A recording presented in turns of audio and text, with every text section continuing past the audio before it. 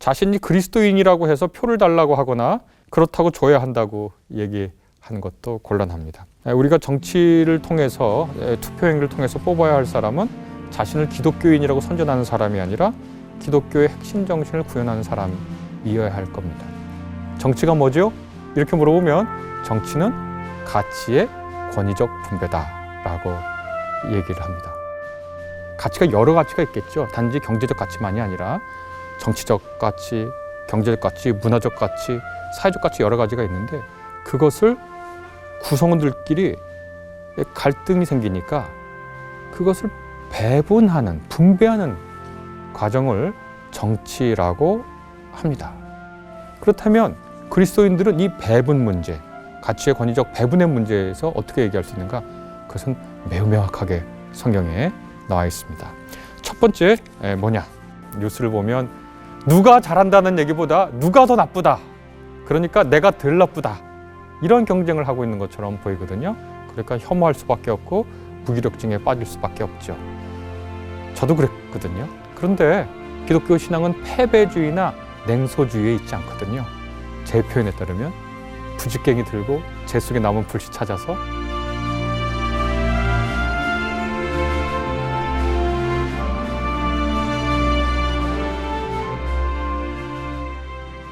정치와 종교, 정치와 그리스도교 사이에는 어떤 관계가 있는지, 정치와 종교라고 하는 두 단어를 갖다 놓으면 많은 분들이 정교분리라는 단어를 맨 처음에 떠올릴 겁니다.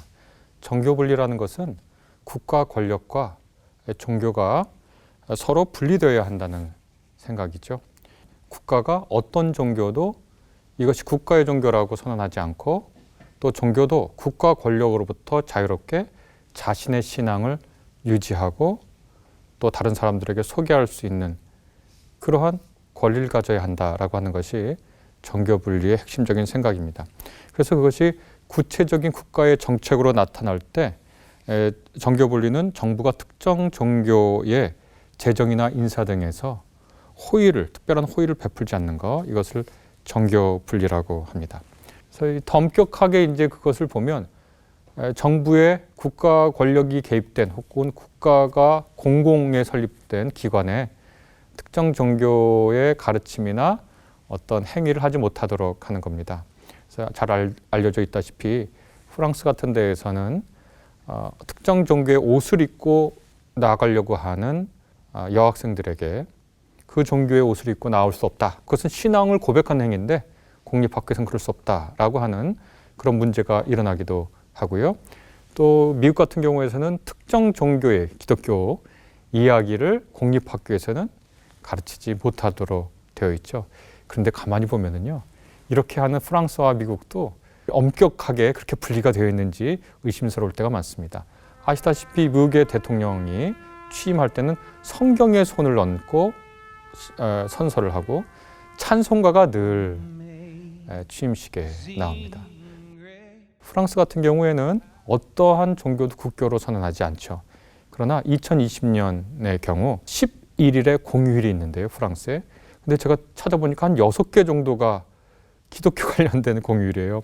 그러니까 부활절, 또 예수님 승천하는 날, 성령 강림하는 날, 또 성모 승천일, 만성절이라고 해서 모든 성인을 기리는 날, 그 다음에 크리스마스.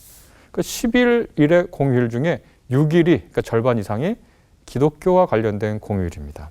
재미있는 현상입니다. 민주주의가 성숙하고 선진 사회라고 하는 나라일수록 정교 분리에 대한 생각이 확고한데 실상 가만히 보면 종교라고 하는 강력한 것, 신앙이라고 하는 아주 인간의 근원적인 것은 사실 모든 영역에 다 영향을 미치고 있죠. 그러나 법률적으로 정교 분리라고 하는 것은 서양 사회가 매우 치열한 그리고 큰 희생을 대가로 성립하게 된 그러한 원칙입니다. 만약에 정치와 종교가 분리되지 않았다면 어떤 일들이 벌어졌을까요? 그리고 실제로 벌어졌는지 우리가 따져보면 금방 정교 분리의 이점을 생각해 볼 수 있습니다. 어떤 한 나라가 어떤 한 종교를 국교로 선언하면 그 나라에 사는 사람들은 자기 신앙의 자유를 획득하지 못합니다. 그래서 이 땅에서 그 땅에서 살면서 핍박을 계속 받거나 아니면 다른 곳으로 이주해서 자신의 신앙을 지켜야 하죠. 어떤 특정 종교를 국가가 채택해 있다고 하는 것은 어떤 문제가 생기냐면 그 국가 권력이 종교를 통해서 자신의 합법적인 폭력이죠. 국가 권력이라는 게 합법적인 폭력인데 그것을 매우 크게 정당화할 수 있습니다. 민주사회에서 국가의 합법적인 폭력은 시민들의 동의를 받아 하는 건데 거기에 종교까지 엉치게 되면 신의 뜻과 사람의 뜻이 이것이라고 선언해 버리니까 굉장히 큰 형태의 폭력이 발생할 수 있습니다. 그래서 그 문제를 오래 두고 고민했던 서양 또 유럽 같은 경우에는 제가 이렇게 살펴보니까 영국형, 국교가 있지만 신앙의 자유를 허락하는 영국형이 있고 그다음에 프랑스처럼 완전히 분리한 듯이 얘기하는 그런 나라가 있고요. 또 독일 같은 데 보면 교회를 또 특별하게 공법인이라고 그래서 특별한 공공 목적을 위하여 특별한 법적 근거에 의해서 설립된 법인으로 인정해주는 그런 형태, 다양한 형태들이 존재합니다.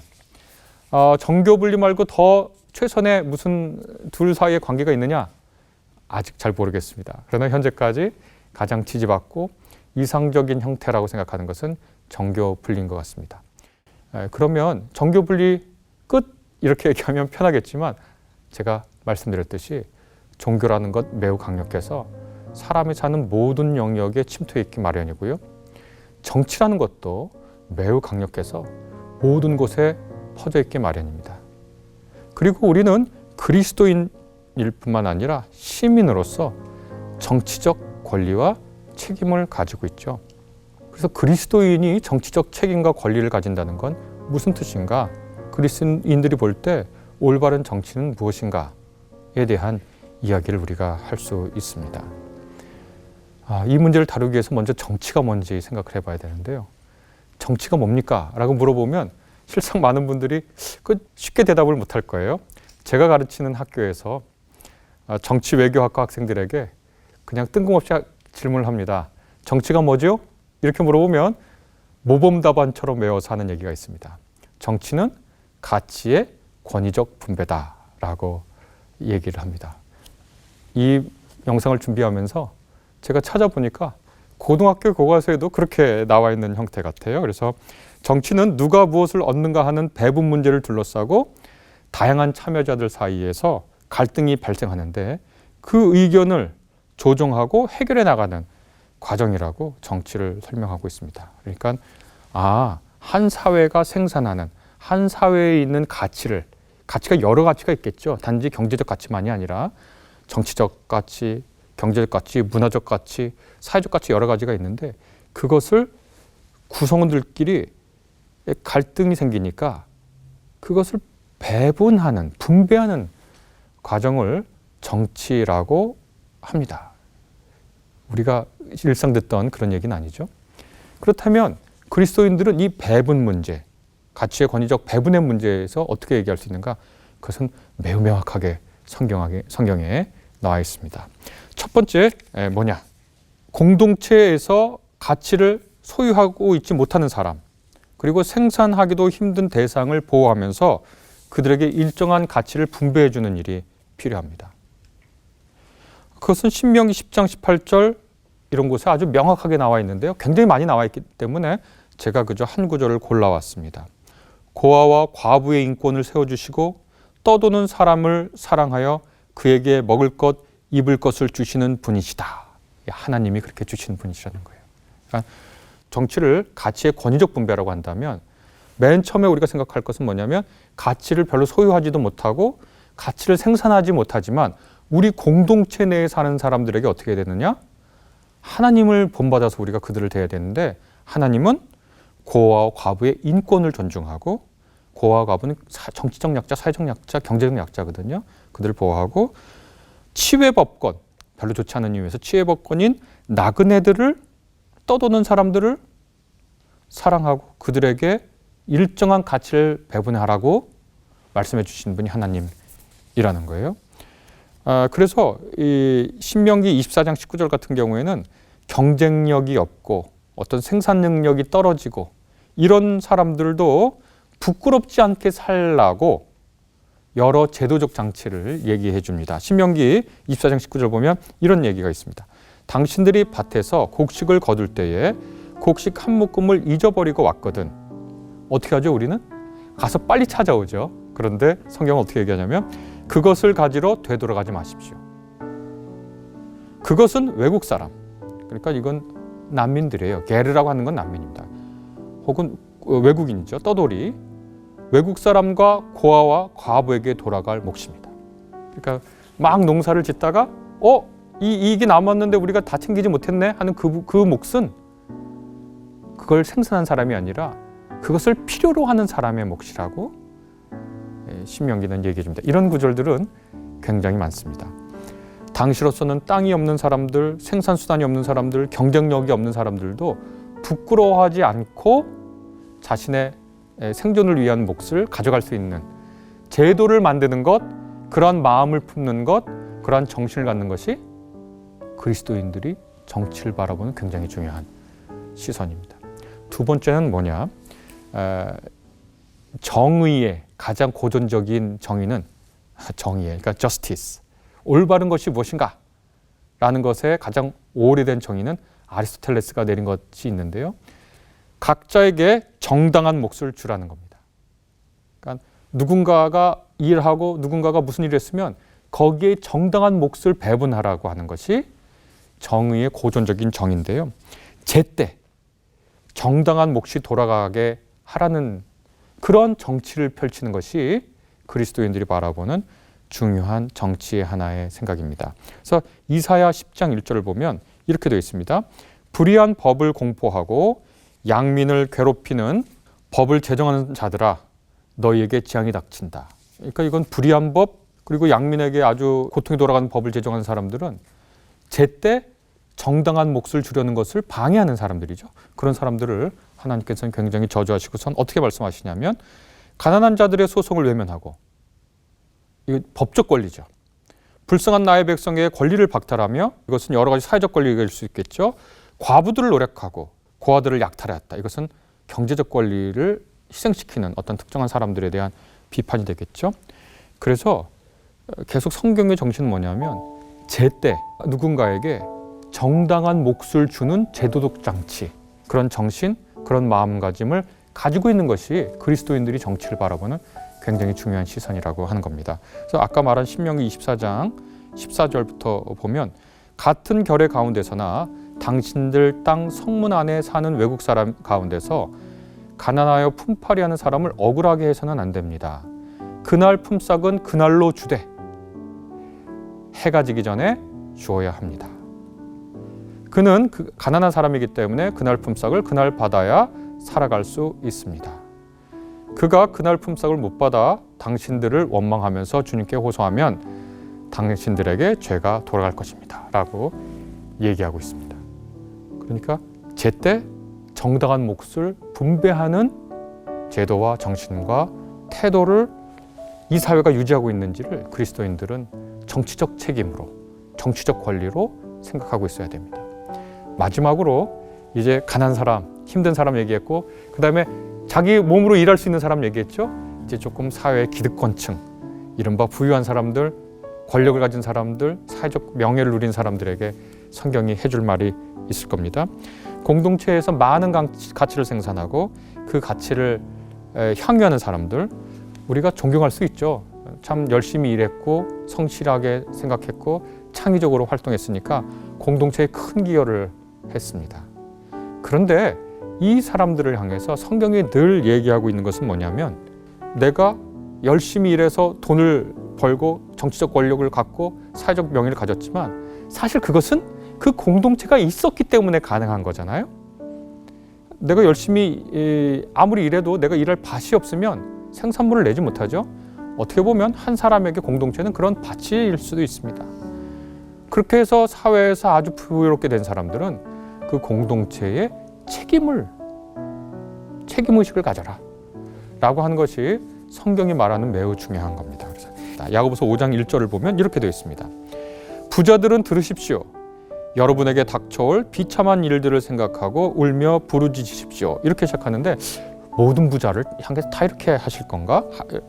이런 생각이 들지만 그 아래에 가보면 3절 후반부에 보면 여러분은 세상 마지막 날에도 재물을 쌓았습니다 라고 되어 있습니다. 무슨 뜻이냐? 이 사람들은 공동체의 큰 가치를 생산하고 그걸 향유하지만 마지막 날, 곧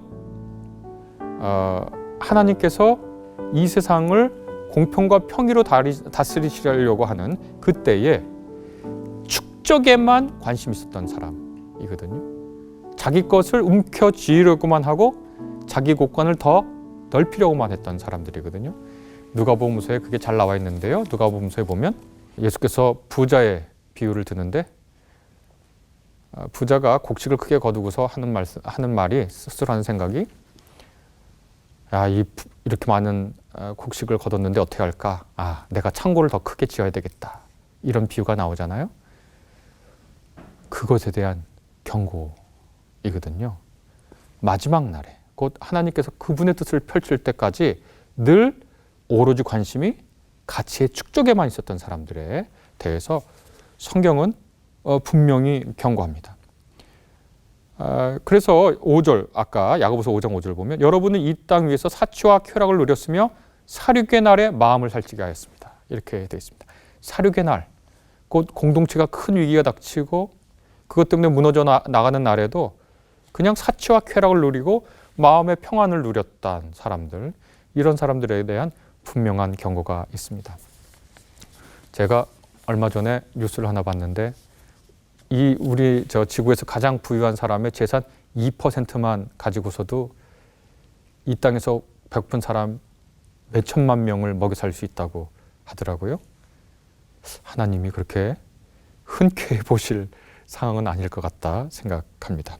이것이 정치를 가치의 권위적 분배라고 정의할 때 생각할 수 있는 그리스도인들의 정치적 태도다.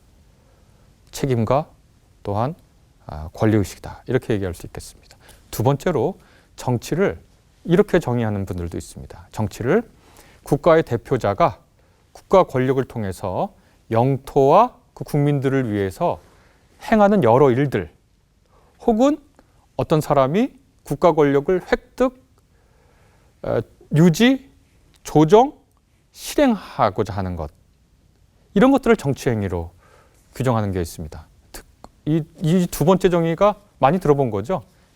가치의 권위적 분배는 좀 많은 분들이 못 들어볼 수 있는 건데, 두 번째는 정치하는 사람들 말이야 이렇게 하면서 그때만은 정치하는 사람들은 국가 권력을 가지고 영토와 국민을 위해서 여러 일들을 하는 그런 행위를 머릿속에 떠올리죠. 또 정치가 말이야 하고 얘기할 때 어떤 사람이나 어떤 당이 국가 권력을 획득하거나 유지하거나 수정하거나 실행하는 그런 것을 우리가 어떻게 보면 좁은 의미에서 정치라고 할 수 있겠는데요.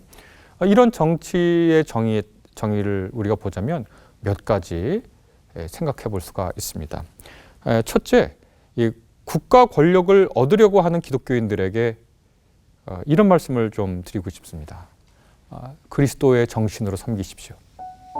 그리스도의 정신이란 뭡니까? 아까 제가 말씀드렸던 그 사회의 약자에게 어떻게 대하고, 그 사회에서 일한 사람들에게 어떻게 대하고, 그 사회에서 가치를 많이 누리고 있는 사람들에게 어떻게 대할 것인지에 대한 성서적 태도를 가지고 있어야 한다. 두 번째, 정교 분리의 원칙에 따라서 특정한 종교에 호의를 베풀려고 기획해서는 안 된다. 그것이 정교 분리를 통해서 우리 기독교인들이 누리고 있는 혜택이기도 하고요. 이 혜택을 우리가 받고 있는데 기독교인이 국가 권력을 잡았다고 특정한 종교의 재정과 인사에서 호의를 베푼다? 그것도 적절하지 않죠. 마지막으로 자신이 그리스도인이라고 해서 표를 달라고 하거나 그렇다고 줘야 한다고 얘기하는 것도 곤란합니다. 우리가 정치를 통해서, 투표행위를 통해서 뽑아야 할 사람은 자신을 기독교인이라고 선전하는 사람이 아니라 기독교의 핵심 정신을 구현하는 사람이어야 할 겁니다. 성경을 보면 전혀 유대인이 아닌데 메시아라고 하는 칭호를 얻은 사람이 있습니다. 구약 성서에서 바빌론 포로기를 끝낸 페르시아의 고레스 왕, 키루스 왕이라고 하는 이 왕을 두고 하나님께서는 자신이 기름을 부어 세운 사람, 곧 메시아라고 얘기하거든요. 이사야서 45장 1절을 보면 이렇게 얘기합니다. 나 주가 기름 부어 세운 고레스에게 말한다. 내가 너의 오른손을 굳게 잡아 열방을 내 앞에 굴복시키고 왕들의 허리띠를 풀어놓겠다. 이렇게 얘기했는데 기름 부어 세운 사람, 이것은 메시아입니다. 고레스는 유대인이 아닙니다. 유대교 신자도 아니죠. 그러나 하나님께서 자신의 일을 위해서 크게 쓰신 사람으로 뽑았습니다. 다시 말해서 기독교인들은 누구에게 투표해야 되는가? 기독교인임을 내세운 사람에게 투표하는 것이 아니라 기독교 정신을 구현할 사람에게 투표해야 되겠죠. 또 국가 정책을 실행할 때도 마찬가지라고 할 수가 있겠습니다. 국가 지도자가 되거나 어떤 권력을 소유한 사람들은 자신들의 국가 권력을 가지고 하나님을 능멸하는 행위, 사람들을 억압하는 행위를 하는데 써서는 안 되겠죠. 그리고 자신이 마치 역사의 유일한 주관자이거나 실행자이거나 정의를 독점한 듯이 행동하는 것도 결코 올바른 일은 아닐 것이다, 이렇게 생각합니다. 이른바 우리 광의의 정치 말고요, 좁은 의미의 정치, 또 투표를 앞두고 이러저러한 생각을 하다 보면요, 많은 분들이 정치 혐오증이나 정치 무기력증에 빠지기 마련입니다. 저도 늘 그런 무기력증 혹은 혐오증에 빠지기 쉽습니다. 뉴스를 보면 누가 잘한다는 얘기보다 누가 더 나쁘다, 그러니까 내가 덜 나쁘다, 이런 경쟁을 하고 있는 것처럼 보이거든요. 그러니까 혐오할 수밖에 없고 무기력증에 빠질 수밖에 없죠. 저도 그랬거든요. 그런데 성경을 읽고 또 하나님의 뜻을 구하는 기도를 하고 또 이렇게 저렇게 깊이 생각해 보니 기독교인들은 신앙에 따라 양심과 이성으로 생각의 폭과 깊이를 넓혀가면서 시민으로서 또 기독교 신앙을 가진 사람으로서 정치적 책임을 다해야 될 것이 아닌가라고 다시 희망을 품어봅니다. 기독교 신앙은 패배주의나 냉소주의에 있지 않거든요.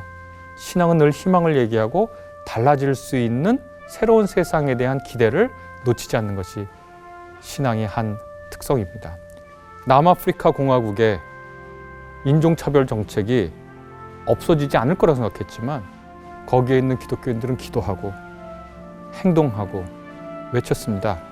그러니까 남아프리카 공화국에 있던 인종차별 정책이 없어졌죠. 우리나라 민주화운동 역사를 보면 안 될 것 같았거든요. 권위주의 정권이 안 끝날 것 같고 여러 가지 많은 희생자들이 나왔죠. 그러나 권위주의 정권도 끝났죠. 거기에 많은 기독교인들이 신앙으로 헌신한 것 역사가 보여주고 있습니다. 미국 같은 경우도 마찬가지죠. 마틴 루터 킹 주니어 목사님이 이미 법률은 다 돼 있는데 사회적으로 인종차별의 뿌리가 깊었죠. 그래서 안 될 것 같은데 결국 신앙 안에서 꿈을 꾼 그분의 꿈이 실현됐죠.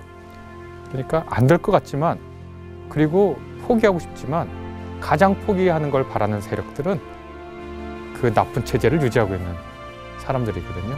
그러니까 냉소하지도 말고 또 패배주의에 휩싸이지도 말고, 그래도 제 표현에 따르면 부직갱이 들고 재 속에 남은 불씨 찾아서, 그래서 패배주의나 냉소에 지지 않고 하나님의 뜻이 어딘지 잘 분별하도록 그런 자세로 정치를 바라봐야 할 것입니다.